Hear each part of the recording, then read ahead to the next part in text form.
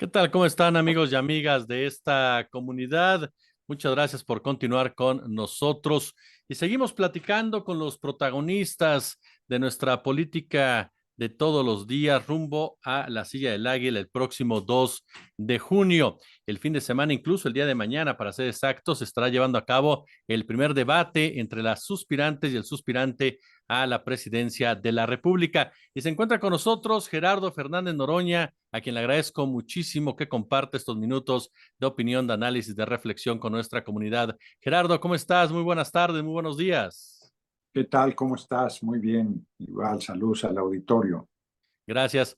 Pues yo la primera pregunta que te haría en esta semana, en donde hemos visto ya incluso un video en donde aparece el hijo de Xóchitl Gálvez, que más allá de ser su hijo, un integrante de la campaña de Xóchitl Gálvez como tal, ¿cómo ves el escenario que cada día se acerca más al 2 de junio, en donde la oposición incluso clona literal el logotipo del INE, en donde insisten en el tema de los programas sociales? ¿Cómo defines lo que se ha visto y lo que viene, Gerardo?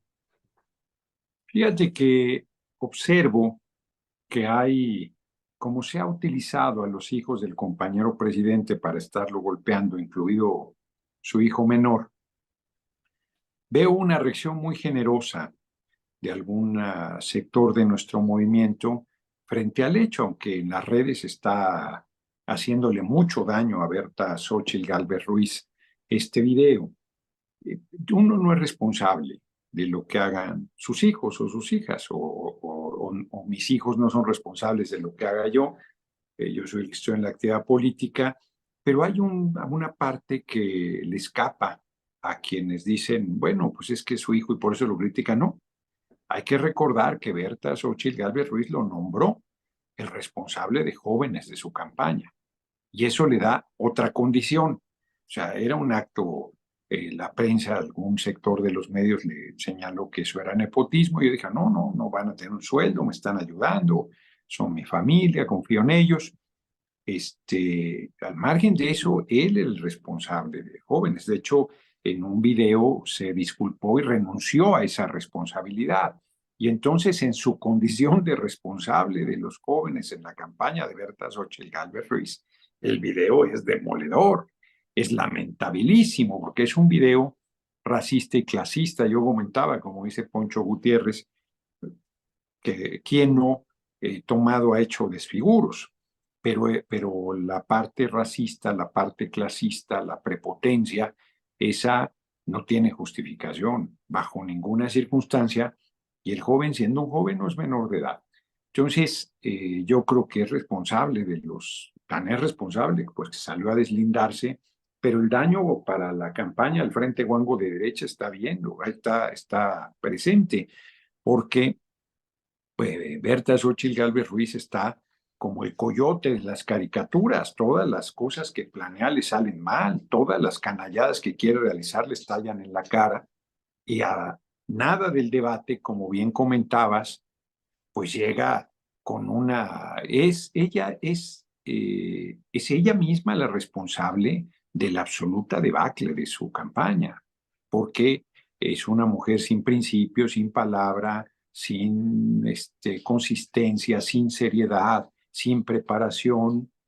Fue ahí un volado que se echó la derecha, y que cada vez queda más claro que fue para ellos la peor decisión que pudieron haber tomado. Nosotros, pues, no hay que subestimar al adversario, no hay que confiarnos a lo que dicen las encuestas. Es hasta el 2 de junio con votos que se gana, pero es desastrosa la campaña a la presidencia de la derecha, del PRIAN.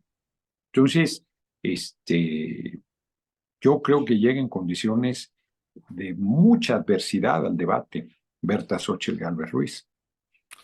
En este marco, querido Gerardo, se ha discutido también mucho el tema de los programas sociales. Leíamos en la semana a Aguilar Camín en un intento de explicación al señalar que los programas sociales no eran del presidente, no eran de Morena, pero nos llama mucho la atención, y eso es a título personal, que Aguilar Camín fue uno de los principales críticos de esos programas sociales cuando el presidente los lanza, cuando era jefe de gobierno. ¿Cómo valoras el tema de los programas sociales y el uso que le está dando en este momento la gente cercana a Xóchitl Gálvez, e incluso la propia Xóchitl Gálvez? Son unos farsantes porque ellos han estado en contra de los programas sociales, algunos de ellos ya convertidos en derechos constitucionales. El PAN votó en contra en la Cámara de Diputados. Lo que pasa es que al ver el daño político electoral que les estaba haciendo, en el Senado corrigieron y votaron en favor, pero hubieran votado en contra también. Xóchitl Gálvez Ruiz, ella personalmente declaró que había que quitar los programas sociales. Y no se nos olvida el video que mucho estuvo compartiendo el audio nuestra compañera Claudia Sheinbaum Pardo, donde Fox dice a trabajar, no se aceptan huevones ni en el gobierno ni en el país, se acabaron los programas sociales, como dice Xóchitl, a trabajar, cabrones, es lo que dice literal el cabeza hueca de Vicente Fox Quesada. Luego, al darse cuenta de que están yendo contra una política pública que tiene un enorme respaldo popular, corrigen y Berta Xóchitl Gálvez Ruiz dice, no, los programas sociales van a continuar y nadie le cree. Y luego firma con sangre y nadie le cree. Y nadie le cree porque luego fue a Coparmex y ahí dijo que qué preferían, si una capacitación para el trabajo o una ayuda permanente, que es otra forma de decir lo que ha planteado ella y muchos de su equipo de trabajo, de que en el mejor de los casos los programas sociales deberían ser temporales. No dicen de cuánto tiempo, ni por qué, ni en qué condiciones se resolvería el fondo de estos temas. Es dinero del pueblo que regresa al pueblo y que ellos siempre han señalado como que regalamos dinero, como que es un desperdicio, como que planteando su desacuerdo. Y ahora, en esta situación cada vez de mayor desventaja que tiene, usa los logotipos del Instituto Nacional Electoral para decir gane quien gane, los programas se quedan, que son dos cosas muy graves. El uso del emblema del órgano electoral, habían usado al INE, habían usado sus colores, habían convocado en su nombre, habló en el último meeting de apoyo a Berta Xóchitl Gálvez Ruiz, disfrazado de defensa de la democracia, nada menos que el presidente del INE, Lorenzo Córdoba, que yo no se lo mandé decir. Personalmente dije, no eres ni un árbitro vendido, eres un jugador del otro equipo, y quedó claro que así ha sido. Y usa el emblema del INE, que es gravísimo, ningún candidato se había o candidata se había atrevido a tanto, y luego miente al decir que el INE garantiza que los programas sociales continúen. Pues es una política pública y si llega a la derecha no hay duda que los echarían atrás, cambiando el marco constitucional para los que son derechos, quitarlos como quitaron los derechos laborales durante toda la época neoliberal, solo para poner un ejemplo. O sea, yo no estoy hablando de intrigas o tratando de descalificar a la oposición, es su historia política, es su trayectoria, lo que demuestra que la alianza del PRI y el PAN, primero legislativamente y ahora electoralmente, están en contra de los intereses del pueblo y de la patria, y por lo tanto de estos programas sociales y de estos derechos constitucionales que van encaminados a ir tratando de generar un mayor equilibrio en las enormes desigualdades e injusticia social que hay en nuestra patria. Entonces, pues, si ganara Berta Xóchitl Gálvez Ruiz, que eso no va a pasar, pues por supuesto que el INE no puede garantizar que los programas sociales continúen. Pues eso no es así. Es un doble engaño, un uso perverso que además el INE pues no detuvo con la firmeza suficiente. A esta hora, todavía en la página de Berta Xóchitl Gálvez Ruiz, el día que dio la rueda de prensa, sigue apareciendo los videos y las imágenes con el uso del logotipo del Instituto Nacional Electoral, y lo más que hizo el INE fue hacerle un enérgico llamamiento. No, bueno, o sea, quieren tener amordazado al compañero presidente, acaba de decidir el Tribunal Electoral, ya querían censurar el libro de gracias, que era el colmo del absurdo. Lo quieren que no de mañaneras, lo quieren amordazado, y Berta Xóchitl Gálvez Ruiz hace cualquier cantidad de barbaridades, pero para lo que le sirve, te digo que está como el coyote de las caricaturas, todo lo que hace le sale mal. Oye, Gerardo, ¿qué tanto puede permear esta narrativa de la oposición de una elección de Estado? ¿Tú crees que lleve a algo este tipo de No, conceptos, sobre todo a raíz de que Lorenzo Córdoba aparece en una entrevista y dice, ya no se le puede levantar la mano a Claudia Sheinbaum porque está manchado su triunfo. eh, bueno, ellos llevan tiempo queriendo descalificar la elección, tanto hablando de una elección de Estado, que es un absurdo, o sea, Lorenzo Córdoba, que validó verdaderos atracos electorales, que validó prácticas totalmente fraudulentas electoralmente hablando, que tenga la desvergüenza de decir que hay una elección de Estado, pues no tiene nombre. Pero además va a otra parte, que es el de la violencia y el de el narco. Dicen que la violencia y el narco deslegitiman la elección, que va a ser la elección más violenta, que el narco está metido, que es el que está decidiendo, y entonces van por todos lados construyendo un discurso que busca generar las condiciones para la nulidad de la elección. Eso se resuelve, yo creo que de manera relativamente fácil. El compañero presidente ha estado alertando sobre el tema cuando habló un golpe blando, que es que el Poder Judicial, en este caso a través del Tribunal Electoral, se atreviera a una cosa de esa naturaleza, buscando no respetar la decisión del pueblo el próximo 2 de junio. El pueblo va a decidir, el pueblo va a determinar y de hecho todo se perfila para un triunfo de nuestra candidata Claudia Sheinbaum Pardo de nuestro movimiento. Yo creo que debe ser avasallador, yo creo que debe ser una participación popular muy importante para cerrar la puerta a cualquier tentación autoritaria de parte de la derecha. Nos acusan de autoritarios, pero los defraudadores electorales, los que intentan golpes blandos y los que han la campaña de narco presidente y narco candidata que lleva 2 meses, creo ya, mes y medio, con millones de dólares gastados desde el exterior, pues son los ejemplos de lo grotesco de su actuar y de que no juegan limpio. Pero yo no creo que eso vaya a consolidarse. Este, porque la participación popular va a ser muy, muy, muy, muy sólida. Yo veo un buen nivel de politización en nuestro pueblo, veo una fiesta popular en todo el proceso de campañas. Por supuesto, se dan casos como el asesinato que acaba de suceder de nuestra compañera Gisela Gaitán, candidata a presidente municipal en Celaya, Guanajuato, y que tiene un impacto terrible, pero y que ellos utilizan perversamente, pero no hay duda que la elección saldrá, será una elección determinada por el pueblo de México y que será con la contundencia suficiente para, insisto, derrotar cualquier intento de descarrilar el proceso electoral. La oposición está en un negacionismo, Gerardo, o a ellos No, estratégicamente no les conviene tampoco aceptar una derrota con tanto tiempo de anticipación. si ellos están, bueno, nadie, ni ellos ni nadie, aceptaría que van a una debacle absoluta, porque ellos pues están tratando de agarrarse a un clavo ardiendo y uno es que querer, según ellos van a ganar la Ciudad de México, tampoco será así. La mayoría en la Cámara no tienen condiciones. Si no logramos los 2/3, dirán que fue su gran triunfo, porque pues así lo han hecho. En 2022 perdieron 4 de 6 gubernaturas y decían que habían ganado. En 2023 perdieron el Estado de México, que es el padrón electoral más grande del país, y hicieron ahí maniobras y decían que casi habíamos empatado entre el triunfo de Coahuila y 2 de la Vela y de la Vela 2, decía mi abuela, y entonces salen con que les fue muy bien.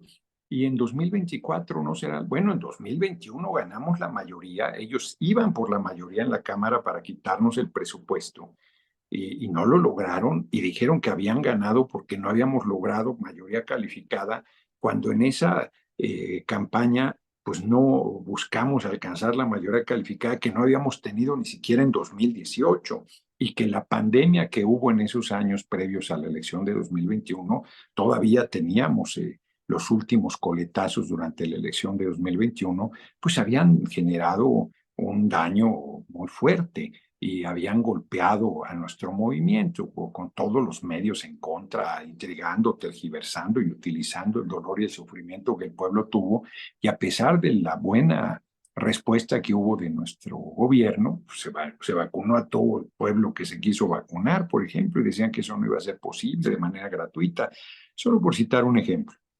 Entonces, la oposición hacia el 2024 se perfila para desconocer el resultado, para decir que hubo fraude, para decir que hubo una elección de Estado, para decir que intervino el narco a nuestro favor, para usar todas las descalificaciones posibles y buscar, si no logran anular la elección, pues generar condiciones para tirar en algún momento al gobierno de nuestra compañera Claudia Sheinbaum Pardo. Yo creo que van a ver frustrados todos sus esfuerzos porque, insisto, veo un nivel de politización creciente, cada vez más sólido en nuestro pueblo y a pesar de las dificultades que nuestro movimiento tiene, porque no, tampoco son menores, la unidad no es fácil de lograr, las diferencias, los matices, toda una serie de cosas que la política siempre tiene presente ahí, pues generan dificultades, pero creo que se han ido resolviendo muy bien desde nuestro proceso interno, que parecía que no iba a ser fácil y al final todo se encarriló de manera muy bien por decisiones correctas y por un también manejo unitario, incluyente de nuestra propia compañera Claudia Sheinbaum Pardo, hasta la actitud madura de todos los que participamos, más allá de diferencias en tiempo, en formas y en momentos.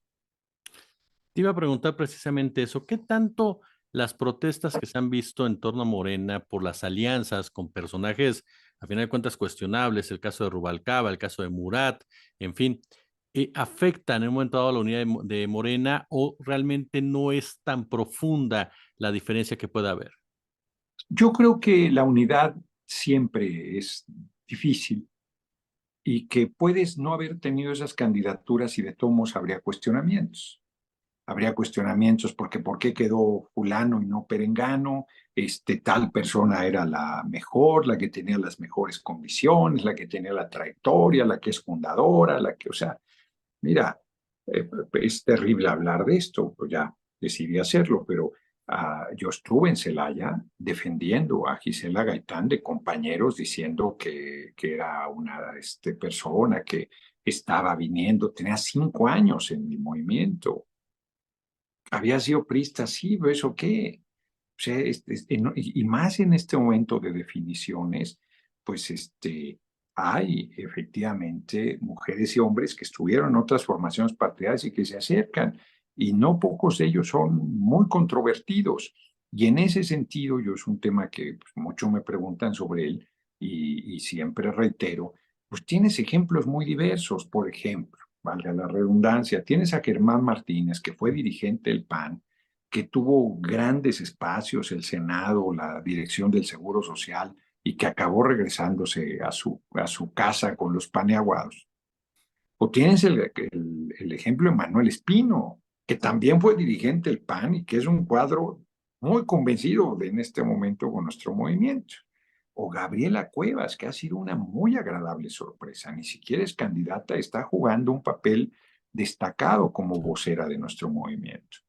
Entonces, y tienes gente que fueron fundadores de Morena, como el senador Pech en Quintana Roo, que se fue candidato de Movimiento Ciudadano, o aquí en Morelos, digo aquí, pues estoy en Tepoztlán, con se me fue el nombre de Lucy Mesa, que era senadora por nuestro movimiento y se fue de candidata del Frente Guango de Derecha al gobierno de Morelos, que íbamos a ganar con Margarita González Arabia. Pero fíjate cómo estarán de desesperados, se me olvidó comentar en una videocharla, que la campaña de Lucy Mesa es llamando a votar por el PRI, PAN, PRD para senadores y para gobernador y por Claudia Sheinbaum Pardo a la presidencia. ¿Cuándo habías visto No, no. esa locura?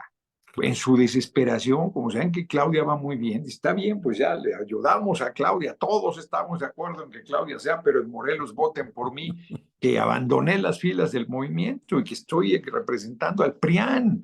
O sea, yo no sé quién la haya convencido de esa propaganda, pero a mí me parece que demuestra la desesperación en que se encuentran y no en realidad una visión sólida.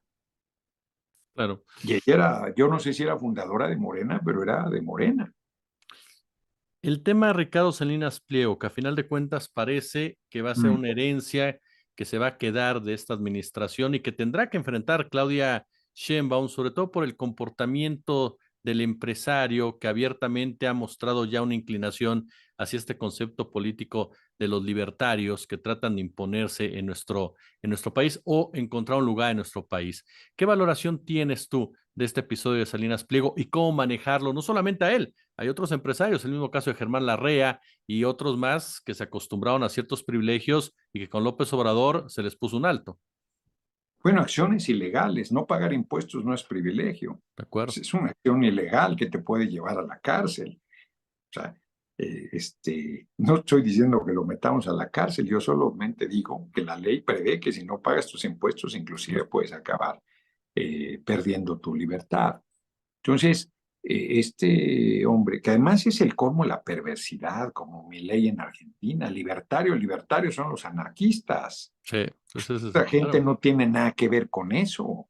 Son súper fascistas, son súper, inclusive neoliberales, decirles neoliberales, pues no, son de un capitalismo feroz, rapaz, inhumano, depredador, que es lo que promueven, no les importa el pueblo.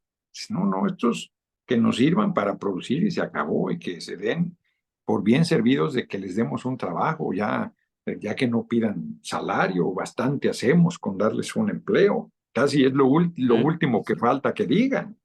Entonces, y no es una herencia del compañero presidente, es una herencia maldita de la oligarquía creada por Carlos Salinas de Gortari, privatizando empresas públicas, pues ahí les regalaron la cadena de televisión que hoy es Televisión Azteca. Él no la construyó el Estado así es. mexicano y era patrimonio del pueblo de México y se la regalaron. Y con eso, con prácticas usureras y con prácticas muy eh, en la línea entre lo legal y lo ilegal, y más de una vez pasando la línea ilegal, se ha amasado una fortuna de miles de millones de dólares y se enoja porque tiene que pagar impuestos. Y dice que eso es comunista. Pues Estados Unidos debe ser comunista porque en Estados Unidos pagas impuestos.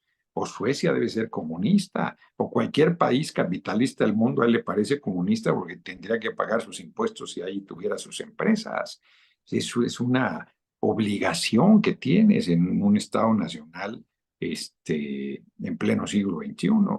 Entonces, sí va a ser ahí un factor, hay hasta quien está diciendo que va a ser candidato a la presidencia en 2030, por mí que sea candidato a lo que quiera, pero que pague sus impuestos. Lo primero que tiene que hacer, cumplir. A ti no te preguntan si quieres pagar tus Claro. impuestos y a mí tampoco. A mí me los descuentan a la desinsusto. Hay otros que yo pago voluntariamente sobre mis ingresos en YouTube, pero podría hacer lo que medio mundo hace de malabares para no pagar los impuestos y tal. Yo inclusive creo que en mi caso es la impresión que tengo que el contador no está haciendo ahí bien las cosas porque pago doble tributación y eso sí, eso no debe ser, porque me descuentan en Estados Unidos y pago en México también, pero no dejaré de cubrir mis contribuciones bajo ningún pretexto. Entonces, sí, es un problema que vamos a enfrentar. La REA es otro tipo, segundo más rico en México y de los más ricos del mundo, que es un depredador feroz y que además pues hizo un daño brutal en Sonora con la contaminación que hizo y nunca cumplió ni siquiera los compromisos que firmó por el daño al medio ambiente que generó en el río Sonora y en la población de aquellas regiones. Lo de los mineros de pasta de concho que siguen ahí sus cuerpos y teniendo miles de millones de dólares fue tan mezquino que ni siquiera quiso hacer una inversión para recuperar los restos de esos trabajadores, pues lo pinta de cuerpo completo. Es un tipo, son sin moral, sin principios, además muy arrogantes porque se creen dueños del país y consideran que todo mundo son sus empleados, incluido el presidente de la República. Bueno, pues así estaban acostumbrados a tratar de Peña hacia atrás, pero Con el compañero presidente se equivocaron, es un hombre que representa al pueblo y es a quien obedece. Y Claudia Sheinbaum Pardo, pues no va a ser la excepción tampoco. Entonces sí vamos a tener ahí pues, una tensión permanente. Pues es natural también que así sea. ¿Qué le vamos a hacer? Claro. Finalmente, querido Gerardo, preguntarte sobre Andrés Manuel López Obrador. Final de Mm. cuentas, se da la votación el 2 de junio, se da el resultado que todo parece indicar es Claudia Sheinbaum la ganadora. ¿Qué viene después, ya sin Andrés Manuel López Obrador en el Bueno, foco de la atención del público? bueno, hay un cambio de liderazgo con las características que Claudia le impondrá al suyo y una necesidad de construir este movimiento popular que nos respalda con una organización mucho más sólida, mucho más, que no debe ser solo partidaria.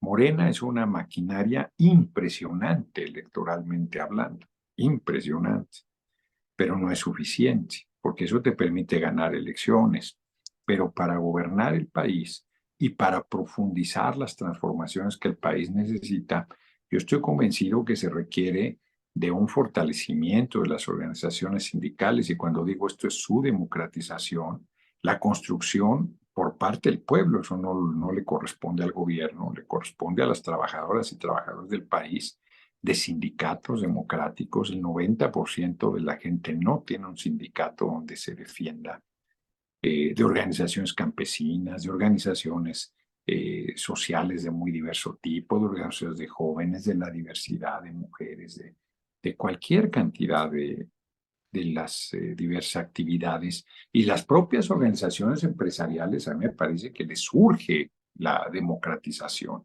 que urge una regeneración de su vida interna y una sana discusión de sus intereses y su visión.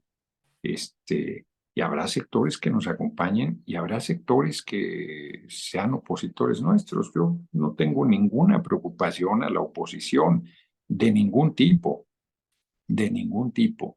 A mí me parece que eso es útil, es sano, es necesario, es parte de una democracia, pero sería muy, muy, muy positivo que esa fuerza se manifestara con seriedad, con conocimiento, con ideas, con iniciativas, con proyecto, y no con intrigas, con mentiras, con denuesto, con calumnias, con difamación, con falsedad.